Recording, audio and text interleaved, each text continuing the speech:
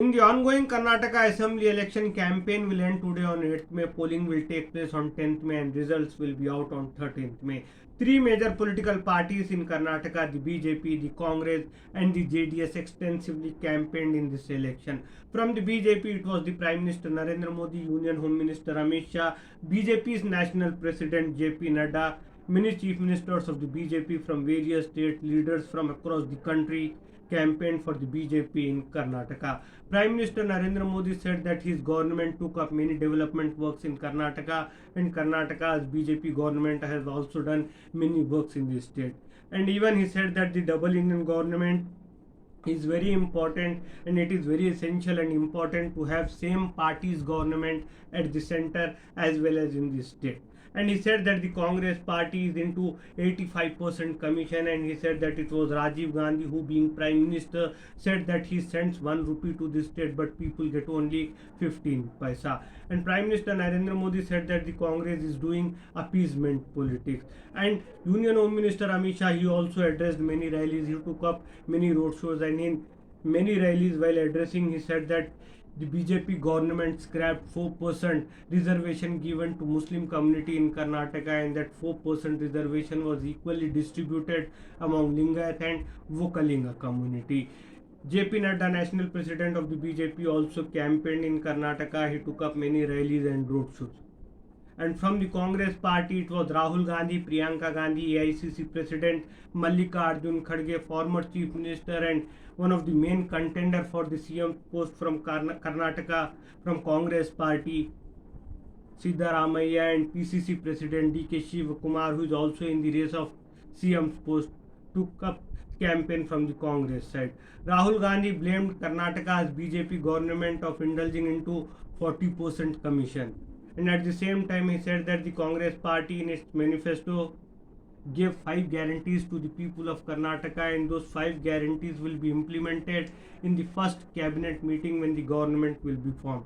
And those 5 guarantees are giving 2,000 rupees to every woman every month, giving 200 units electricity for free every month, giving 3,000 rupees every month to graduates who have done graduation, youth who have done graduates, and to the diploma holders they will get 1,500 rupees per month for 2 years. And at the same time, Congress party promised that they will be giving 10 kgs of rice every month to every individual. And at the same time, they have said that the women will get bus services free, public transport bus service will be free for women in the entire Karnataka state.